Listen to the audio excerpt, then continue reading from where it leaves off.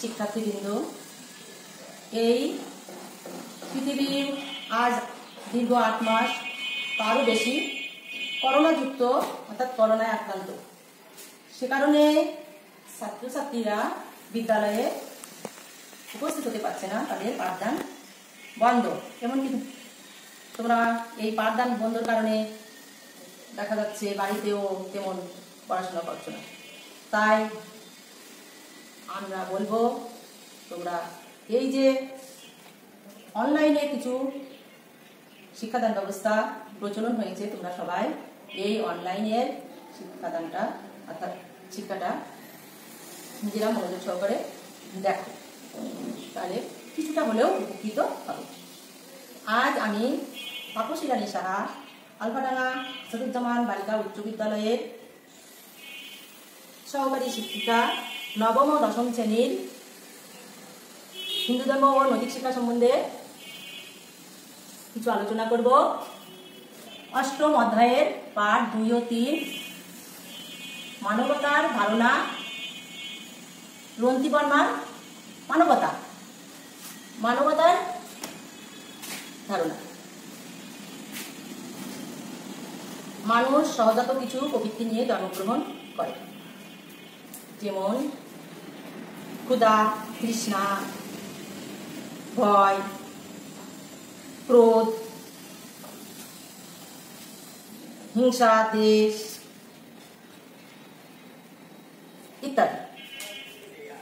এই প্রবৃত্তিগুলো যার মধ্যে থাকে তাকে মানুষ বলে গণ্য করা যায় না।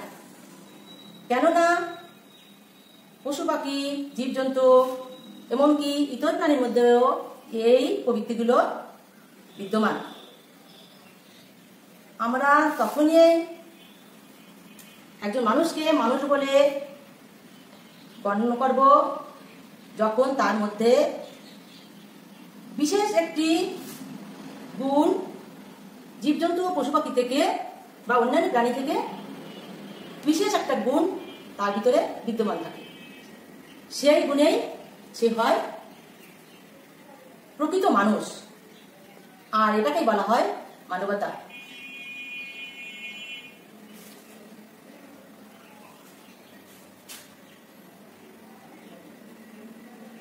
মানুষের বিশেষ একটা গুণ তার মধ্যে থাকলে তাকে আমরা বলি সেই প্রকৃত মানুষ। এই গুণটি কি? এই গুণটি হলো মানবতা। মানবতার কারণেই মানুষকে অন্যান্য প্রাণী থেকে শ্রেষ্ঠ বলা হয়েছে। মানুষ হওয়ার জন্য প্রয়োজন তার ভিতরে মানবিক গুণাবলী। প্রকৃত মানুষ আমরা তাকে বলবো যার মধ্যে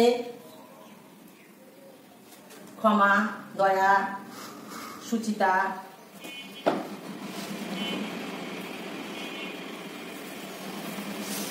তারপরে ইন্দ্রিয় সংযম, শুদ্ধ বুদ্ধি, জ্ঞান, সত্য, অক্রোধ, এই 10টি যার মধ্যে আছে সেই প্রকৃত মানুষ। আমরা বলতে পারি মানুষ সমাজে বাস করে, তার সমাজবদ্ধ হয়ে বসবাস করতে হলে তাকে সমাজের অন্যান্য লোকদের সঙ্গে মিলেমিশে বাস করতে হয়।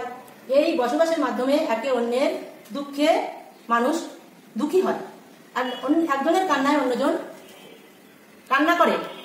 এই যে মানবিক গুণ, এই মানবিক গুণকে বলা হয় মানবতা।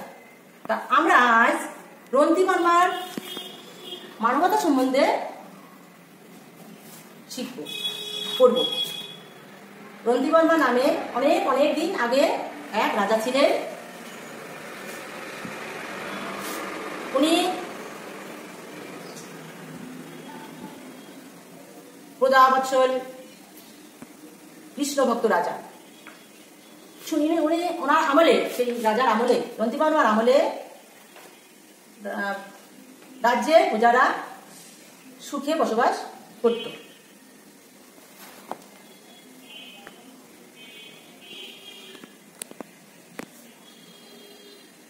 উনি শুধু রাজাই নন, রাজার রাজা, মহারাজা, সম্রাট ছিলেন। সম্রাট হয়েও পার্থিব বিষয়ের প্রতি তার কোনো লোভ লালসা ছিল না, কোনো আসক্ত ছিল না। উনি ছিলেন অনাসক্ত। উনি ছিলেন একজন কৃষ্ণ ভক্ত। কৃষ্ণের পায়ে, কৃষ্ণের চরণকেই তিনি একমাত্র সম্পদ বলে জ্ঞান করেন। শ্রীকৃষ্ণের চরণকেই তিনি একমাত্র সম্পদ বলে জ্ঞান করেন। তাই এই শ্রীকৃষ্ণের চরণে তার সবকিছু সমর্পণ করে একবার তিনি অযাচক বৃত্তি গ্রহণ করেন। অযাচক বৃত্তি কি? অযাচক বৃত্তি হলো কারো কাছে কিছু চাওয়া যাবে না, নিজেও অন্যে দয়া করে, লোকে দয়া করে কিছু দিলে সেটা দিয়েই দিন যাপন করতে হবে। রন্তি বর্মা অযাচক বৃত্তি গ্রহণ করেছেন। অযাচক বৃত্তি গ্রহণ করার পর একে একে 48 দিন কেটে গেল। ওনাকে কেউ কিছু দেয়নি।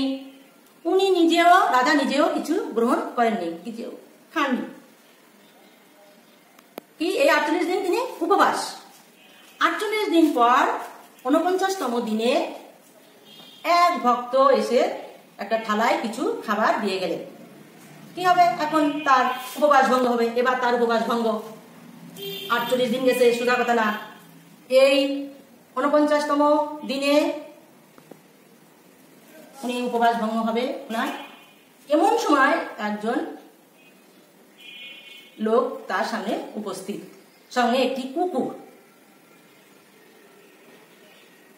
লোকটি, কুকুরটি উভয়ে খুব কাহিল।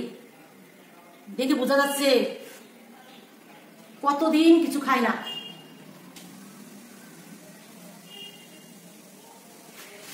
রন্তি বর্মার কাছে সেই ভিখারি ভিক্ষু বললেন, আমাকে কিছু খাবার দিন, কতদিন কিছু খাইনি, আমার সঙ্গে কুকুরটিও না খেয়ে আছে। রন্তি বর্মা তো দয়ার সাগর, উনি দেখলেন যে কুকুরটিও যেন ভুগছে। তার এই অবস্থা দেখে, এদের এই অবস্থা দেখে, রন্তি বর্মার এই ভিক্ষুকের অবস্থা দেখে রন্তি বর্মার মনে চোখে জল এসে গেল। উনি এই যে কিছুক্ষণ পূর্বে পাওয়া যে খাবার, সেই খাবারটি ক্ষুধার্ত ভিক্ষুককে দিলেন। ভিক্ষুক খাবার খেলো, তার পেট ভরল না। ভিক্ষুক আরো খাবার চাইলে রন্তি বর্মা হাত জোর করে বললেন, আর তো কিছু নেই, আমাকে ক্ষমা করো।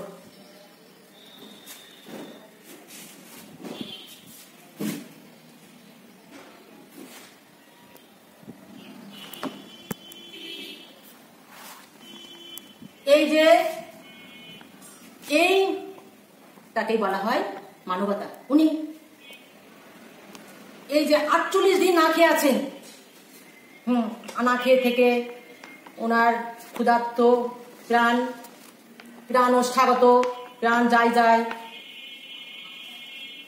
সেই নিজের ভিক্ষালব্ধ খাবার অন্য ক্ষুধার্তকে দিয়ে দিলেন। এটা যে কত বড় মানবতা, এটা যে কেউ উপলব্ধি করতে পারে।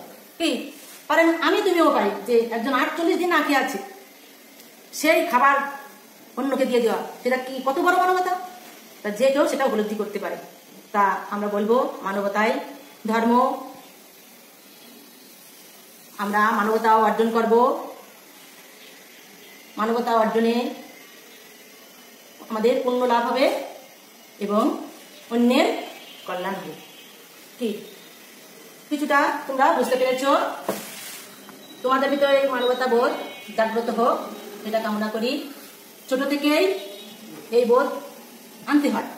এখন আমি এর ভিতর থেকে ছোট ছোট কিছু প্রশ্ন করেছি। মানুষ কোন প্রবৃত্তি নিয়ে জন্মগ্রহণ করে? মানুষ সহজাত কিছু প্রবৃত্তি নিয়ে জন্মগ্রহণ করে। এই সহজাত প্রবৃত্তিগুলো যেমন ক্ষুধা, তৃষ্ণা, ভয়, ক্রোধ, অহংকার, লোভ, লালসা ইত্যাদি। মানুষের কোন গুণটি অন্য প্রাণী থেকে আলাদা করতে পারে? মানুষের মানবিক গুণটি বা মানবতা যার মধ্যে আছে, এই মানবিক গুণটি মানুষকে অন্য প্রাণী থেকে আলাদা করতে পারে। মানুষ হওয়ার জন্য কি প্রয়োজন? মানুষ হওয়ার জন্য প্রয়োজন মানবিক গুণাবলী। প্রকৃত মানুষ কাকে বলে? যার মধ্যে